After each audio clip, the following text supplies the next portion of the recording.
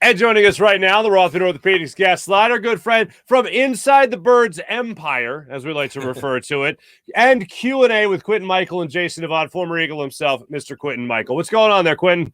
Hey, how's it going, man? Thanks for having me. Uh, of, of course. Now, I understand we're in a whole new season here at Q&A with you and Jason Avant. Your new episode drops about right now at the time we air this on Tuesday morning. How have you likened a full season under your belt of Q&A and being a talk show host all of a sudden? It's been a tremendous experience, man. I've learned so much, especially behind the scenes and how things work with that. And yeah, it's been fun, man. You know, me and Jason, we have a good time with it. It's fun to be able to just speak our minds and say our piece and not worry about, being PC. So it's been awesome, man. We love it. That's fantastic. I'll get your take on it right now, specifically the defensive side of things. We'll talk about Jalen Hurts in a second. But for me, I don't even think it's fair to say it was the tale of two halves. It was like the tale of three quarters and then an awful fourth quarter is kind of how I felt watching this Eagles defense. I actually and agree or disagree, but please tell me. I thought Jonathan Gannon for three quarters was actually more aggressive. I saw a corner blitz. I think I saw a safety blitz. Linebackers filling the gaps. I saw 5-man rushes. And I was like, this is where'd this guy come from? And then the third quarter was like, all that went away. What did you make of this Eagles season opener against the Lions? So I was very excited with the defense. I agree with you. I think the second half was not really indicative of what the first half showed. I like the creativity. I like the blitzing. I think it was more. It's a pretty young team, still a young coach. I think it was more of a kind of an up and down type of game. So like you start the game off kind of slow. They're running the ball. They pick it up the second half, get the pick six. I mean, the second drive, get the pick six. That kind of blew the game open a little bit. And then, you had that lull there in the third quarter towards the end of the game. And, I kind of feel like play calling wise, maybe you took the foot off the pedal a little bit and kind of relaxed and played more conservative, which is what we saw last year, which, when it's the NFL, I mean, teams are not going to just give up because you're up. They're going to keep fighting back. So I just like to see the defense, especially just, finish out games a little bit better. So you saw what I saw. In other words, you saw hey, this is a good start. I know the opening drive wasn't anything to write home about, but for the majority of the first three quarters, it looked like a much better defense. And then it was more of what we saw last year in that fourth quarter. And as you said, the later stages of the third quarter as well. Yeah, I agree. And again, everybody's young. Maybe, you're starting to prepare and look forward for next week. You think, the Lions are going to, tuck tail and end the game and give up. But, what you saw, and I was kind of impressed with the Lions and the fact that they kept fighting. And, in years past, they probably would have ended up getting blown out, but they kept fighting, kept coming back into the game. And this is an important lesson for this team is no matter who you are playing, no matter how many points you're up or how well you're playing, you have to finish the game. So that's hopefully the coaching staff is kind of drilling that home early in the season. Certainly. One more takeaway I had defensively. You could definitely tell which team practiced tackling and which team did not. And look, I hate to go with, when you were playing Q and when Andy Reid was running training camp and all, like, that's just not how it is anymore for the vast majority of practices. But damn, man, it just looked like James Bradbury on the opening drive. DeAndre Swift faked him out of his pants. I love Avonte Maddox, great friend of the show. Love the guy. But Jared Goff juked him out of his pants as well. Like, it was just like missed tackle after missed tackle after missed tackle. Is really the only way to practice that is to actually tackle, no? Yeah, I mean, it's really difficult for these guys in the game nowadays. I mean, the rules have changed so much. A lot of times, I don't even know. I mean, I'm sure a lot of us that played during that time would probably be kicked out of the league by now, by the way we used to tackle. And so it's very difficult with the rule changes off the field in terms of how much you can hit in practice. It's very different, with the rules on how to actually tackle in the game. So it's definitely more difficult for those guys. But I do think, again, it's still early in the season. You expect that. I mean, they only have 2 preseason games, really, real reps before you get into the season. So that's to be expected. You want to see them kind of nip that in the bud, and next week, tackle a little bit better. Yeah. Real quick, I haven't asked you this question. What do you make of the conversation in preseason when they talk about it's not even just preseason games, it's the joint practices? It's like, oh, hey, we won practice today. Like when you hear we won practice, do you scratch your head as much as I do? I get, like, for me, I get it. I understand, like, even if it's just a practice, you want to go out there and compete.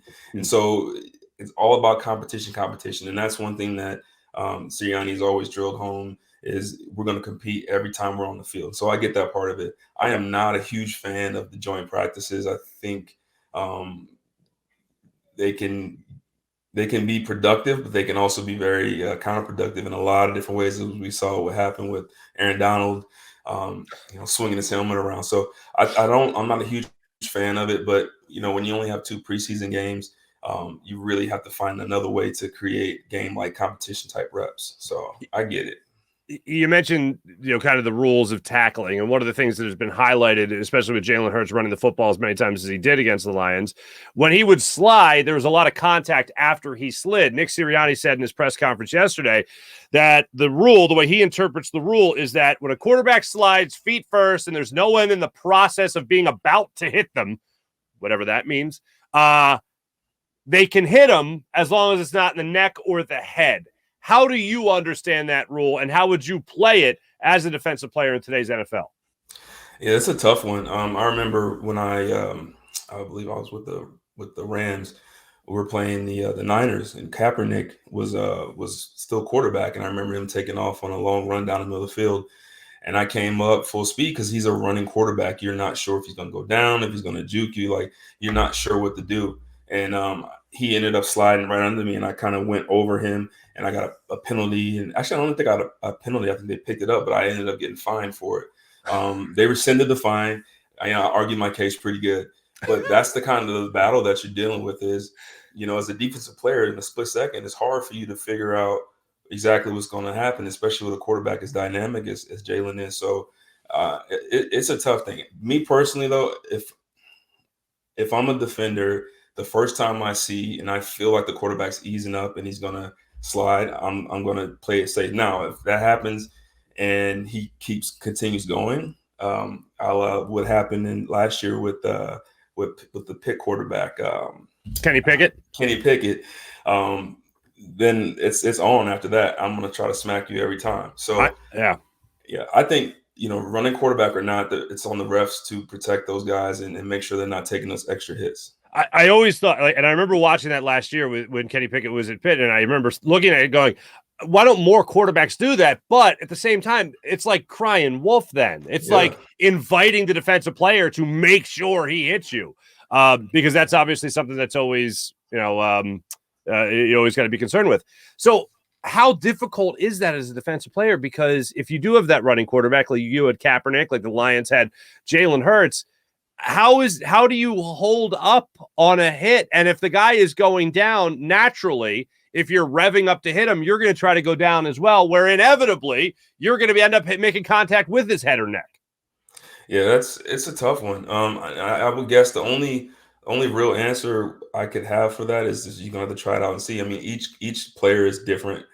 Some players are going to take that shot and try to knock the quarterback out the game and then deal with the consequences. I personally don't enjoy getting fined. I don't enjoy getting penalties that hurt my team. So it's a tough situation. I think that the refs really, really need to take a look at that, and they really need to get serious about it, because someone's going to end up getting hurt. Mm-hmm. And you're talking about a franchise quarterback. I'm sure Mr. Lurie isn't very happy about his quarterback taking those extra hits either. Now, just real quick, just off topic for a second. When you argue your case and when you're fined by the league, is it just you talking? Is it the agent? Is it somebody from the team? Or are you just representing yourself? I think the last time I represented myself. So it's you get a chance, you get the fine. First of all, you just show up to your locker and there's a FedEx in your locker. So you already know, like, oh, here we go. You open it up, they tell you the fine, the play, they give you the play number and all that. And then they say you can plead your case. The meeting is next Monday at a certain time. So you call in and, you're calling in and you're talking and they're watching the tape. I forget who it was. When I remember Art, I had one time I had Art Shell was the guy I'm trying to plead my case to, and he's, rewinding and looking at the play at the same time. And I simply said, listen, he's a running quarterback. It was a very late slide. I didn't actually make contact with him. I kind of leaped over him. And he's like, well, we'll let you know. And then you find out later in the week. So the other part of that they don't tell you, that a lot of people don't tell you, is when you get that fine, they take it automatically out of your check. So it's gone. And then they'll tell you, you won't know if you'll get it back. You just look at your check, and the next week they'll put the money back. So yeah, it's not a fun process. Yeah, no, you're right. That doesn't get talked about enough, but knowing so many of you alumni, it's one of the first things I hear from you guys. It's just like, well, that money ain't going to be in the check this week. Now, aside from contact and all that stuff, what did you make of Jalen Hurts in his season opener and how he performed? 17 runs seems like a lot of runs, but what did you make of his performance against the Lions? No, I thought he had a very, very solid performance for first week. I think what I was most impressed by, first of all, the Detroit Lions played a lot of two-man. They blitzed a lot. They did a lot of exotic packages. And what I was impressed by from Jalen was a lot of times when you have a running quarterback, they want to force themselves. They want to show everyone that they can read defenses. They want to show everyone that they can manipulate the game. Some of the best quarterbacks, Peyton Manning, Tom Brady, those guys, if you're seeing two-man the whole game, even as slow as Tom Brady is, he's going to take off. If you see guys with their backs to you, he's going to take off and get 20 yards, 30 yards here, and then force the defense to change their tactics. So that's what I like, especially the first half. We saw a lot of two-man, and Jalen was just taking off and running, and he got him out of that for the second half. So I think it was a very smart game plan for him. I think it's very intelligent, and I think he's showing his growth in the way that he's processing things on the field. I have to ask you about CD Deuce, one of the latest acquisitions on the defensive side of the ball for the Eagles. Right before the season started, all of a sudden he finds himself playing safety, playing slot, sort of linebacker, that versatile role. Jonathan Gannon talked about it last week. What are you making of CD Deuce in terms of what he could bring to the table here with the Eagles as he gets to know the playbook more and more? It's phenomenal pickup. Actually, I think all of the defensive pickups were phenomenal. I think Kaiser White, and I said it on our show, I thought he was going to add a lot to that back seven with his in terms of his athleticism and ability to read routes and get in the holes. And the CD Deuce being able to come into the box and make plays in the box. He can run, he can play deep middle. Like, that has a whole different element to this defense. And then on top of all of that, you got Epps, who had a phenomenal game. He, kind of started off a little slow, but then I would say the second series on, like, he was playing phenomenal, lights out with energy, excitement. And so I was really, really pleased with this back seven. And the front, the front, you don't even have to say much about. Those guys were just dominating for most of the game. So I'm very excited for what's to come with this defense. Back on the offensive side of the ball here, A.J. Brown, best wide receiver debut by a Philadelphia Eagle, 10 catches, 155 yards, according to the Elias Sports Bureau. I know we're not getting that every day. I know we're not going to get that every week. It'd be nice. But in all sincerity, what does he bring to the table in terms of consistency? Do you think this is going to be the number one guy with Jalen Hurts as the season goes on? I know Devontae Smith's going to be involved. I'm not saying he's not. But do you think A.J. Brown is absolutely emerged as that number one wide receiver? Oh, yeah, absolutely. He has emerged. And to me, the most impressive things that I've been seeing, and I kind of felt it was going to be this way, when we acquired him, is that he's making the quarterback right. Some of those throws, I don't know if they should have been thrown where they were, but he went through his route, picked the ball, plucked the ball out of the air, and made something happen. And so that's an element of the game that I think Jalen really needs this young in his career.